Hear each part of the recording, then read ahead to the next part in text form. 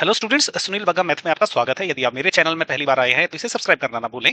अभी हम लोग क्लास 10 मैथ की एक्सरसाइज 11.1 का क्वेश्चन नंबर 13 करेंगे। इसमें इन्होंने हमें एक जो है टेबल का कवर दिया है जो कि राउंड शेप का है और बोला है कि ये जो डिजाइन है इसका कॉस्ट कितना आता है बनाने के लिए। ओके, तो इन्होंने इसकी रेडियस दे रखी है और उसका कॉस्ट पर मीटर भी पर सेंटीमीटर स्क्वायर भी दे के रखा है। अब क्योंकि ये राउंड टेबल है तो हम इसको एक सर्कल में फिट करेंगे और टोटल ये 6 डिजाइन है तो हम क्या करेंगे, इसको 6 सेक्टर में डिवाइड करेंगे। अब अगर हमने ये वाले डिजाइन का एरिया निकाल दिया, उसको 6 से मल्टीप्लाई किया तो पूरा का पूरा एरिया निकल जाएगा। तो सबसे पहले हम एरिया निकालेंगे, फिर कॉस्ट निकलेगा। तो ये एरिया निकालने के लिए हम क्या करेंगे, ये सेक्टर का एरिया निकालेंगे, उसमें से ट्रायंगल का एरिया माइनस करेंगे तो ये वाला एरिया बच जाएगा, एक तरह से एक सेगमेंट का एरिया ये। ओके, तो ऐसे मेरे पास जो टोटल 6 सेगमेंट है। इन्होंने हमें आर दे रखी है 28 सेंटीमीटर। हमें जो है एंगल थीटा निकालना है। अब देखिए, ये जो टोटल सर्कल का जो एंगल रहता है वो 360 डिग्री रहता है। अब क्योंकि ये जो है 6 सेक्टर में डिवाइड किया है तो ये जो थीटा क्या रहेगा, ये 360 को हम 6 से डिवाइड कर देंगे तो थीटा आ जाएगा 60 डिग्री। एरिया ऑफ डिजाइन निकालना बहुत आसान हो गया। ये क्या रहेगा, सबसे पहले ये रेड कलर का जो सेक्टर दिख रहा है इसका एरिया, जिसका की फॉर्मूला होता है theta by 360 multiplied by pi r square. इसमें से हम माइनस करेंगे ये ट्रायंगल का एरिया। अब देखो, ट्रायंगल का जो एरिया रहता है ना, उसका फॉर्मूला एक तो रहता है half r square sine of theta, एक तो ये फॉर्मूला रहता है। और दूसरा क्या है, क्योंकि एक इक्विलेटरल ट्रायंगल है। क्यों है इक्विलेटरल ट्रायंगल, ये एंगल 60 डिग्री का है, ये भुजा आर है, ये भी आर है, तो ये दोनों एंगल भी 60 डिग्री के रहेंगे तो ये तीनों भुजाएं बराबर हो जाएगी।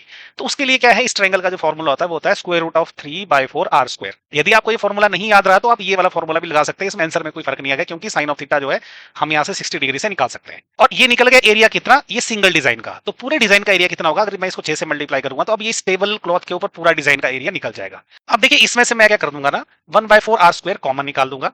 वो इसलिए कॉमन निकालूंगा, उससे कैलकुलेशन इजी होती है। तो अब अंदर यहाँ पे रह गया theta by 90 into pi minus square root of 3, क्योंकि इसमें से हम दोनों टर्मों में से हमने 1/4 आर स्क्वायर कॉमन निकाल दिया, 6 ऑलरेडी था। अब वैल्यूज पुट करेंगे, थीटा की जगह 60 रखा है हमने, पाई जब तक ना दिया हो तो 22/7 लेना है। और इन्होंने क्वेश्चन में दे रखा है कि ये जो स्क्वायर रूट 3 है इसकी जगह हमने 1.7 लेना है, तो स्क्वायर रूट 3 की जगह 1.7 ले लिया और बाकी ऑलरेडी यहाँ पे था।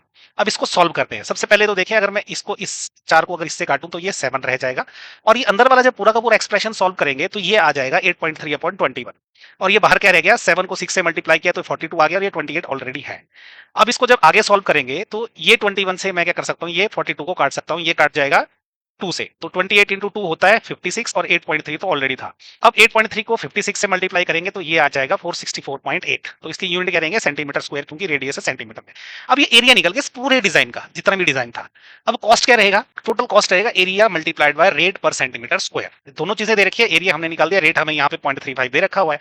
अब तो 464.8 में 0.35 हम मल्टीप्लाई करेंगे, तो जब उसको मल्टीप्लाई करेंगे तो वो आ जाएगा 162.68। तो इतना रुपीस जो है वो कॉस्ट रहेगा। तो ये आ गया आंसर हमारे एक्सरसाइज 11.1 के क्वेश्चन नंबर 13 का। इस क्वेश्चन की पूरी कैलकुलेशंस देखने के लिए यहाँ पे रिलेटेड वीडियो का लिंक है नीचे बॉटम में, इस पे क्लिक करें तो आपको पूरी कैलकुलेशंस भी समझ आएंगी कि कौन सी कैलकुलेशन कैसे कैसे करी है।